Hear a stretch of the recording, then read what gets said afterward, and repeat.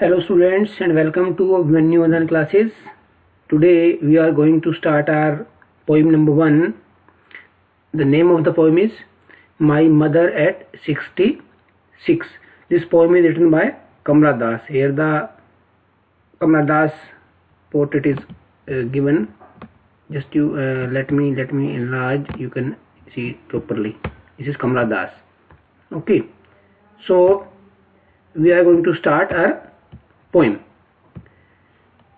First of all, this poem is written by Kamla Das after she has dropped her mother on airport. So what she thinks about her mother and what she feels, everything she is writing here. First of all, summary of the poem. The poet was driving to Cochin airport with her mother. Her mother was old and looked weak and sickly. उसकी जो माँ है, poet जो है वो car चला के उसकी अपनी माँ को छोड़ने जा रही है. उसकी मदर जो है वो बूढ़ी है और कमजोर लग रही है, बीमार सी लग रही है. कमला दास को ये देख के बड़ा दुख हुआ. कमला दास ड्राइव कर रही है, उसकी माँ जो है वो बराबर वाली सीट पे बैठी है. She thought her mother might not live long. उसने सोचा कि शायद अब उसकी माँ ज्यादा देर तक जीवित नहीं रहेगी, ज्यादा दिनों तक, ज्यादा सालों तक. She wanted to forget all about this. परंतु वो चाहती है ये जो विचार आ रहा है मैं इसको भूल जाऊं, मेरे दिमाग से निकाल दूं इस विचार को. But at the airport she realised her duty to her mother. जब वो एयरपोर्ट पर पहुंचते हैं तो वहां पर उसको अपनी ड्यूटी महसूस होती है, जो उसकी मदर के प्रति है उसकी duty. She wished to give her hope. वो उसको एक आशा देना चाहती है किस चीज की, और वो चाहती है कि मतलब वो चीज उसको फील ना होने दूं भी तू बूढ़ी लग रही है तो बहुत जल्द मर जाएगी. एंड होप मोरल सपोर्ट, और थोड़ा मोरल सपोर्ट भी देना चाहती है उसको. तो जब वो उसको गुड बाय कहती है, उसने वो जो पेन उसके मन में हुआ वो उसने शो नहीं किया अपनी मदर को. जब जाने लगी उसकी मदर वहां तो she smiled and assured her mother that she would see her again soon. हालांकि उसको उम्मीद नहीं है कि मैं दोबारा उससे मिलूंगी, हो सकता है दोबारा मिलने का समय आए, उससे पहले उसकी माँ की डेथ हो जाए, लेकिन फिर भी वो हंसती है और उसको विश्वास दिलाती है कि हम जल्दी ही दोबारा मिलेंगे. Kamla Das was driving to Cochin from her parents' house. Her 66 years old mother was with her. She looked at her mother. She was dozing. Her mouth was open. वो जैसे मुंह खुला हो और सुस्ता रही हो, ऐसे वो उसकी साइड में बैठी थी सीट पर. Her face was pale. उसका जो चेहरा है वो पीला पड़ चुका है. And colorless like that of the corpse. उसकी माँ जो है वो बिल्कुल, उसका चेहरा जो है वो पीला पड़ा हुआ है, कलरलेस, ऐसे लग रहा है जैसे बिल्कुल वो मुरझा सी गई है, मर सी गई है. This pained her. ये सब देख के उसको बड़ा दुख हुआ. She thought her mother's end was not too far away. वो कहती है ज्यादा दूर नहीं है मेरी माँ का अंत, यानी कि मृत्यु बहुत नजदीक है, जल्दी ही मरने वाली है. But she did not wish to think about it. वो इसके बारे में सोचना नहीं चाहती. तो वो क्या करती है, वो गाड़ी से बाहर देखने लगती है. बाहर वो क्या देखती है उसको वो बताती है कि by contrast the scene outside was pleasant and cheerful. अब वो जो माँ है वो तो उदास है, मरी हुई सी पड़ी है, और बाहर का सीन बहुत ही ब्यूटीफुल है, चीयरफुल है, प्लीजेंट है. यंग ट्रीज हैं, उसको लग रहे हैं कि एनर्जी से भरे हुए हैं वो, और वो पीछे भाग रहे हैं. दे वर स्प्रिंटिंग अवे. क्योंकि गाड़ी जब आगे चलती है तो हमें लगता है ना कि पेड़ पीछे भाग रहे हैं, तो ऐसे उसको लगता है कि पेड़ पीछे भाग रहे हैं.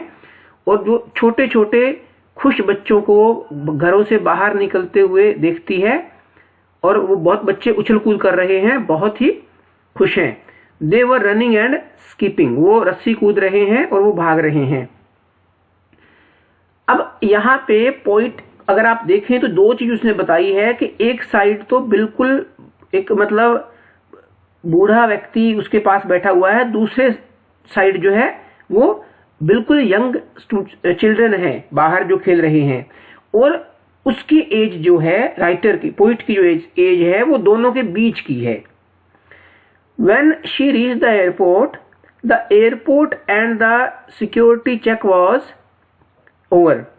तो एयरपोर्ट पर पहुंचने के बाद एयरपोर्ट का चेकअप और सिक्योरिटी का चेकअप पूरा हो गया, और she again looked at her mother. Checkup कराने के बाद, सिक्योरिटी चेक कराने के बाद उसने दोबारा अपनी माँ की तरफ देखा।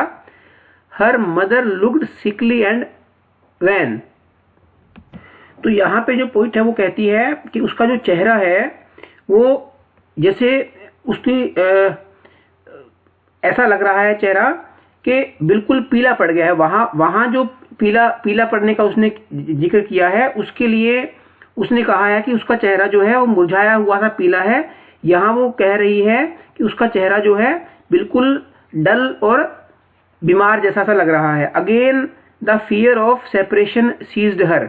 एक बार फिर से उसको एक अपनी माँ से अलग होने का डर जो है वो सीज कर जाता है, जाम कर जाता है, जकड़ लेता है, उसको जकड़ लेता है। But she overcomes her emotions. लेकिन वो अपने इमोशंस पर काबू पा लेती है। She felt it was her duty to give support to her mother, controlling her overwhelming crushing emotions she manage to bid offer her mother farewell. अब वो बड़ी अच्छे से चाहती है कि मैं अपनी माँ को फेयरवेल करूं और अपने इमोशंस पे कंट्रोल करूं, और वो कंट्रोल कर लेती है और अच्छे से माँ को फेयरवेल करती है। She had the least hope of meeting her mother again, yet she struck a note of optimism by saying they both would meet again soon. फिर भी वो कहती है कि वो दोबारा फिर से जल्दी से मिलेंगे। अब एंड में हम इस पोइम का थीम कर लेते हैं। इस पोइम का थीम क्या है? The theme of the poem is based on the natural phenomena of ageing. All creatures grow older with passage of time, and the old age brings with it the signs of decay. जो decay मतलब विनाश होने के science जो है old age लेके आती है। The poet very well understands this fact, but she feels pained to see her aging mother. वो जानती है इस चीज को अच्छे तरीके से भी, ये सब होगा, बूढ़ा भी होता है, मरते भी हैं, लेकिन यहाँ ये जो बात कर रही है कि उसको एजिंग मदर को देख के पेन आता है। तो यहाँ पे एक बात नोट करने वाली है कि ये जो पेन आया है उसकी मदर को देख के, वो कहीं ना कहीं उसको खुद को भी एक डर है कि मैं भी एक दिन बूढ़ी हो जाऊंगी। She knows that old age is followed by death. तो मैं भी मर जाऊंगी। वो अपनी माँ को देख के कम दर्द आया है उसको ये भी लगता है कि मेरी माँ भी कभी जवान थी, मैं भी जवान हूँ, ये बूढ़ी हो रही है, मर जाएगी, मैं भी बूढ़ी होकर मर जाऊंगी, इसलिए उसको ज्यादा दर्द आया है। She feels disturbed to think that her mother too will die soon. We find, वो कहती है कि मदर जो है वो जल्दी ही मर जाएगी और इसलिए वो डिस्टर्ब हो जाती है। We find her pain and agony, agony mean suffering, at the very thought, इसी थॉट से पता चलता है उसका किस चीज से, of being separated from her mother, कि उसकी वो अपनी माँ से अलग हो रही है और दोबारा पता नहीं मिल पाएगी या नहीं मिल पाएगी, इससे उसका पेन जो है वो दिखता है। The poem is written in contemplative and melancholic refrain. ये जो पोइम लिखी गई है ये थॉटफुल और सैड उस चीज से लिखी गई है, क्योंकि ये सोचने पर मजबूर करती है कि हर व्यक्ति एक दिन बूढ़ा हो जाएगा और एक दिन मर जाएगा। तो ये छोटा सा हमारी पोइम थी, हमने कर ली। नेक्स्ट वीडियो में हम नेक्स्ट पोइम करेंगे। तो हमारे चैनल को लाइक, शेयर और सब्सक्राइब करना मत भूलिएगा और बेल आइकन जरूर दबाइएगा। Thanks and have a nice day.